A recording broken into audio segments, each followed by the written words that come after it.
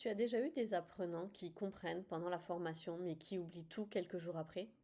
Ou alors qui révisent mais sans savoir si vraiment ça rentre et s'ils le retiennent? Alors cette vidéo est pour toi. Mais pour ne rien rater, active la cloche et rejoins-moi sur Insta. Alors aujourd'hui, je te présente un outil qui va t'aider à transformer les révisions en quelque chose de beaucoup plus efficace et engageant. Donc je te présente Quizlet. Et je t'ai déjà parlé de lui dans ma vidéo comparative.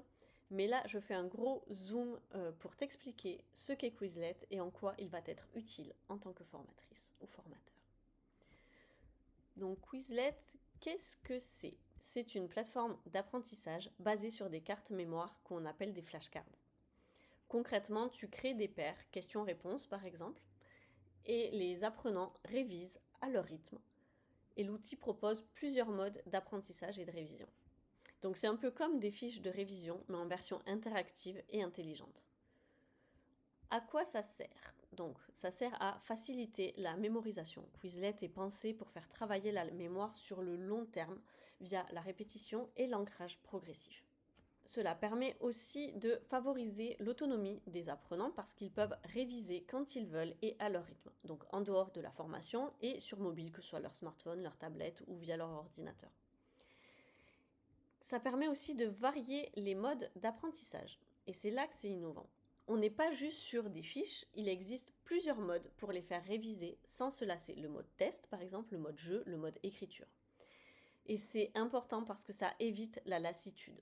Et surtout, ça fait travailler différents aspects de la mémoire.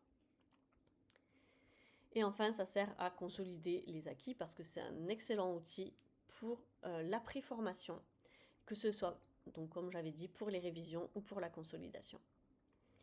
Nous allons voir désormais les avantages et les limites de Quizlet. Donc dans les avantages, comme je l'ai déjà dit, c'est très efficace pour mémoriser. Il est simple à utiliser, il est accessible partout, donc que ce soit mobile, tablette, ordinateur, etc.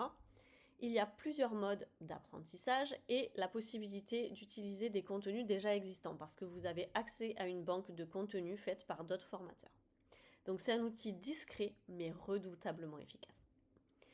Mais il y a quand même quelques inconvénients ou des limites.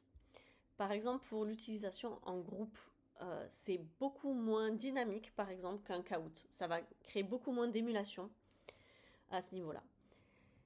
Ça nécessite quand même une discipline, une autodiscipline de l'apprenant, parce qu'il faut y aller régulièrement pour refaire travailler la mémoire, etc. Et parfois, ça peut être limité à du par cœur, c'est-à-dire que comme ce sont juste quelques mots ou quelques phrases, si au moment de l'examen, on demande de paraphraser ou d'expliquer différemment ou avec plus de détails, ça peut coincer. Et enfin, comme toutes les versions gratuites, c'est assez limité sur cette partie-là. Mais ça fait quand même l'affaire, hein, je vous rassure.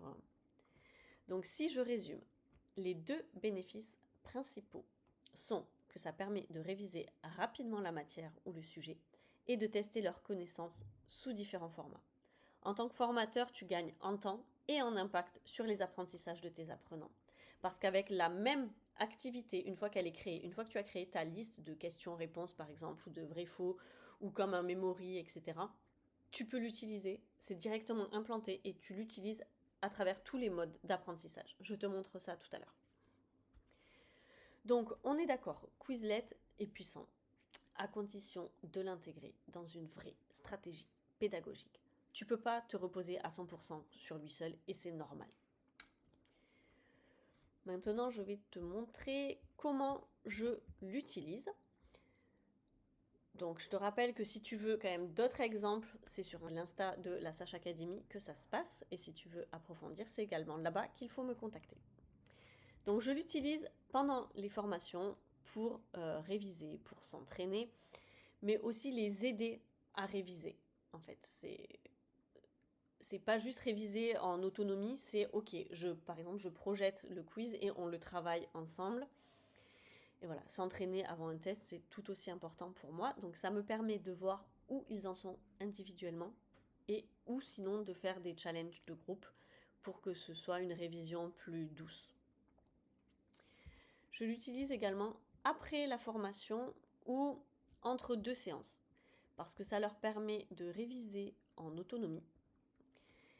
Et ça permet surtout de consolider les notions clés. Mais c'est là aussi où il faut que l'apprenant s'autodiscipline et aille de lui-même sur la plateforme, parce que autant entre 2 séances, je peux rattraper le coup d'après, autant en post-formation, ils sont livrés à eux-mêmes. Mais je l'utilise également pour des contenus beaucoup plus spécifiques. Donc par exemple, quand j'ai des objectifs de vocabulaire en français langue étrangère, je peux l'utiliser. Je vais l'utiliser avec d'un côté une image peut-être et de l'autre côté la définition ou juste un mot, le mot qu'il représente. Comme ça va faciliter la mémorisation et l'apprentissage. Mais je l'utilise aussi au niveau des examens pour travailler les notions clés ou les définitions qui vont être nécessaires à leur réussite. Et bien sûr, je l'utilise en complément d'autres outils. Donc par exemple, je peux utiliser Kahoot pour dynamiser mon groupe et par la suite utiliser Quizlet pour ancrer les notions vues. Et bien sûr, ma petite astuce perso, c'est que comme je déteste le transmissif direct, je demande très souvent aux apprenants de créer eux-mêmes leurs flashcards.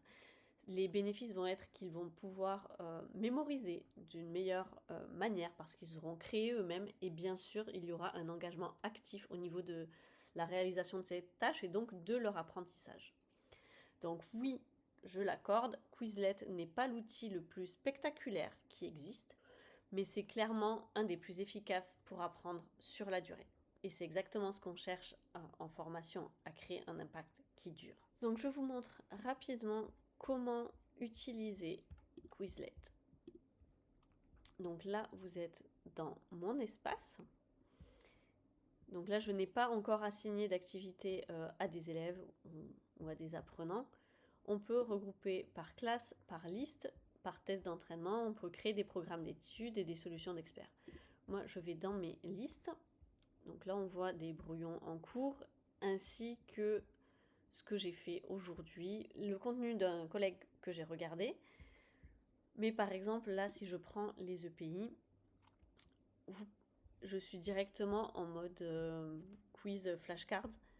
Donc là, on a par exemple obligation de porter une combinaison, etc.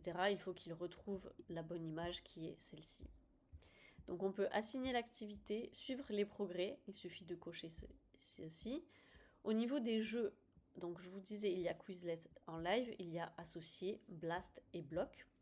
Et pour les apprentissages en classe, on peut choisir le mode carte, le mode apprendre ou le mode test. Donc là, le mode test, si je fais comment, je peux choisir est-ce que je veux du vrai-faux, du choix multiple, de l'appariement ou des questions écrites. Et le type de réponse, est-ce que c'est le terme, la définition ou les deux? Donc là, par exemple, je peux mettre les deux. Non, là, plutôt la définition. Hop. Donc si je commence le test, voilà, vous avez la définition, le terme, est-ce que c'est vrai ou est-ce que c'est faux? Et vous avez également choisir la bonne réponse, sélectionner en dessous, donc là c'est un test d'appariement, et soumettre le test. Que vous pouvez aussi, normalement, vous pouvez tout afficher, voir les types de corrections, etc. Donc je vous laisserai découvrir tout ça. Mais moi, ce que je vous conseille, c'est que si vous êtes formateur et que vous voulez que vos apprenants retiennent vraiment, mais surtout, si vous voulez structurer tout ça et intégrer ces outils dans une vraie pédagogie qui vous est propre, avec une vraie stratégie derrière, contactez-moi sur Instagram.